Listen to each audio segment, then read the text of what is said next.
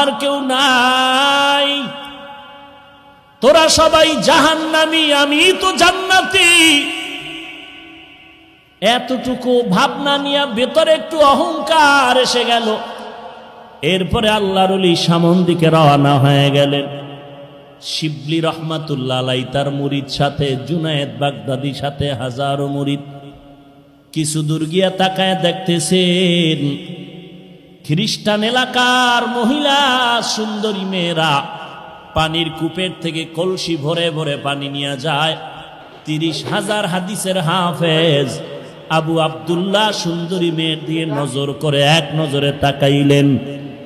জুনায়েদ বাগদাদি বলেন, শায়েখ চলেন। নজর ওদিকে রাখিয়া হাতির ইশারায় বলে, যাও যাও, আমি যাব না, ওই খ্রিস্টান মেয়েকে বিবাহ না করে যাব না। কান্নার রোল পড়ে গেল, মাটি পর্যন্ত নরম হয়ে গেল, কিন্তু আবু আব্দুল্লাহর দিলটা আর নরম হলো না। কান্না করে শিবলি রহমাতুল্লাহ আলাইহি বলেন, আমাদের কাফেলা ইরাকে রওনা হয়ে গেলাম। এদিকে ঘটনা কি ঘটে যায়, আবু আব্দুল্লাহ একটানে খ্রিস্টান মেয়েটার বাড়ি গিয়া খ্রিস্টান মেয়ের বাবারে বলে, খ্রিস্টান মেয়ের বাবা, তোমার মেয়েটাকে আমার কাছে বিবাহ দিতে হবে। খ্রিস্টান ডাক দিয়া কয়, রে টুপিওয়ালা, আমার মেয়েকে যদি বিবাহ করতে চাও 2টা শর্ত তোমার মানতে হবে। 1 নম্বরে মদিনার পোশাক ফেলে দাও, মদিনার পোশাক ফালায় দিয়া তারপরে তুমি খ্রিস্টানদের পোশাক পরো। 2 নাম্বার, 1 বছর পর্যন্ত জঙ্গলের মধ্যে তুমি শূকরের রাখালগিরি করতে হবে। আবু আব্দুল্লাহ 30,000 হাদিসের হাফেজ বলে, দোনোটা শর্ত আমি মেনে নিলাম। মদিনার পোশাক ফালাইয়া খ্রিস্টানদের পোশাক মাথায় দিয়ে এবার জঙ্গলে চলে গেলেন। কয়েক মাস হওয়ার পর ওই শায়েখ শিবলির আবার কাফেলা এই এলাকায় রওনা হয়ে গেল পীরের খোঁজে। কি হালাত, এলাকায় এসে দেখে খবর নাই। খোঁজ করে দেখতেছে জঙ্গলের মধ্যে একটা লাঠির উপরে দাঁড়ানো, মাথায় ক্যাপ লাগানো, মদিনার পাগড়িও নাই। শিবলি রহমাতুল্লাহ আলাইহি গিয়া পা জড়ায় কান্না শুরু করলেন। এমন কান্না বলে চলে, ইরাকের মধ্যে হাজার হাজার মুরিদানরা কান্না করে আপনাকে দেখার জন্য। আবু আব্দুল্লাহর দিলটা নরম হয় না, সবার কান্নায় পাতার পানি ঝরে, শূকরের চোখেও পানি জমা হয়ে গেল। এইবারও তারা নিরুপায় কান্না করে আবার ইরাকের পথে রওয়ানা।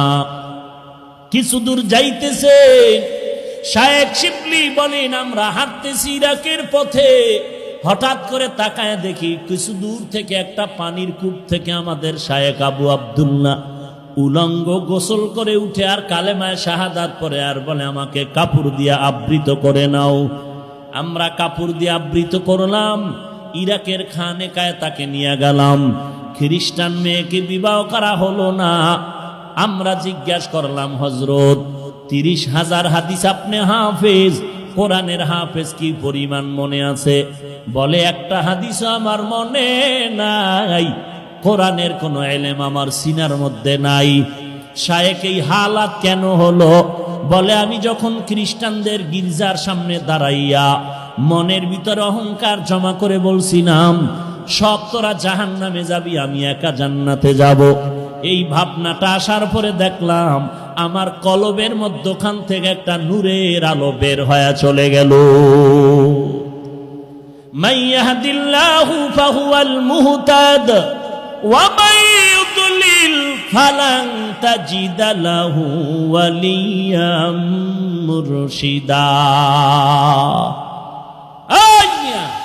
এত বড় আলেম, এত বড় আল্লামা, এত বড় ডক্টর, এত বড় আওলাদে রসুল, সে কি ভুল করতে পারে? এত বড় আলেম, এত বড় আল্লামা সঠিক পথে থেকে জান্নাতে যেতে পারবে, তার গ্যারান্টি কি? তার গ্যারান্টি কি? অহংকারী হয় না রে ভাই। আমি যত বড় বক্তা হই না কেন, খোদার কসম, পটিয়া মাদ্রাসার বানী মুফতি আজিজুল হক রহমাতুল্লাহ আলাইহি স্টেজে বসে যখন নাহমাদুহু বলে টান দিতেন, ময়দানের মধ্যে কিয়ামতের আলামত শুরু হয়ে যেত, কান্নার আওয়াজ।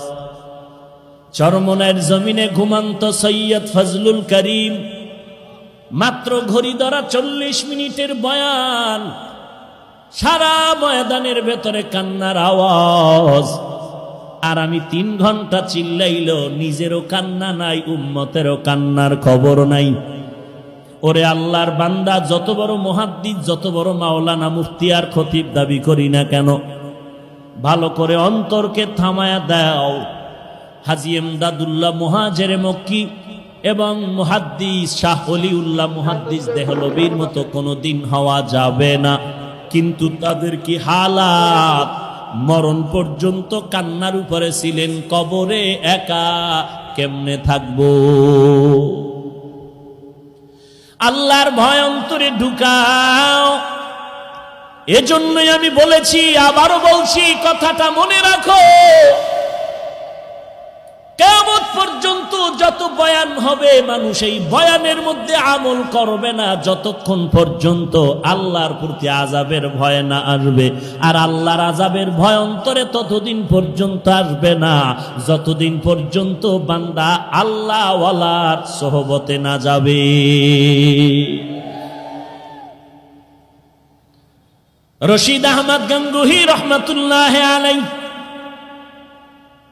এত বড় আলেম, তার কি দরকার ছিল কোরআন হাদিস পড়িয়াই তো মাওলারে পেয়ে যাইতেন, কিন্তু আরেকজন আল্লাহওয়ালার পেছনে যাওয়ার কি প্রয়োজন? হাজী এমদাদুল্লাহ মুহাজিরে মক্কি রহমাতুল্লাহ আলাইহি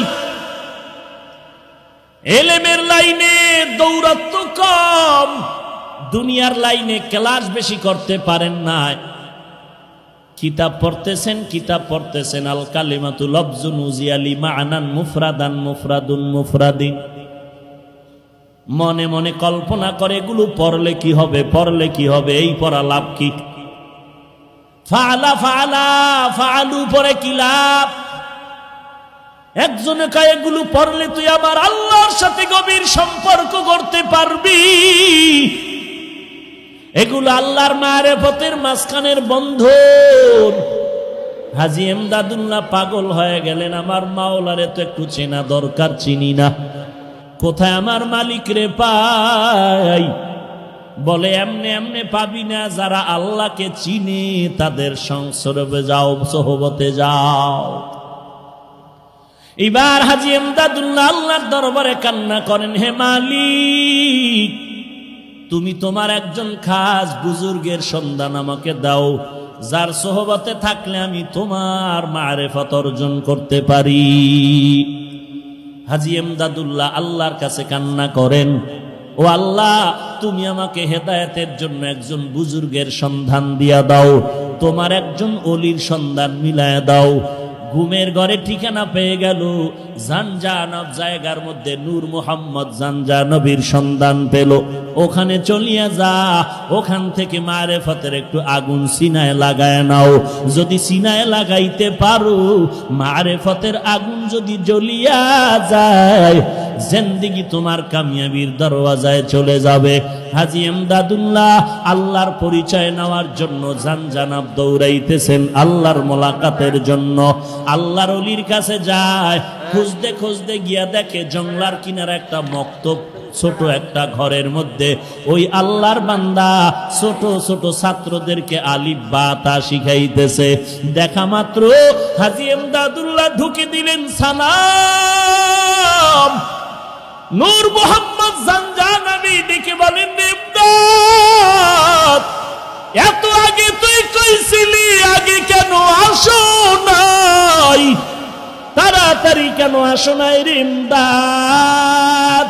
আউলিয়ারা কারে উকবা এখতিয়ার, জাহেলারা কারে দুনিয়া এখতিয়ার। মাইলে মোমেন সোয়ে মোমেন মিশাওয়াত, মাইলে কাফির সোয়ে কাফের মিশাওয়াত।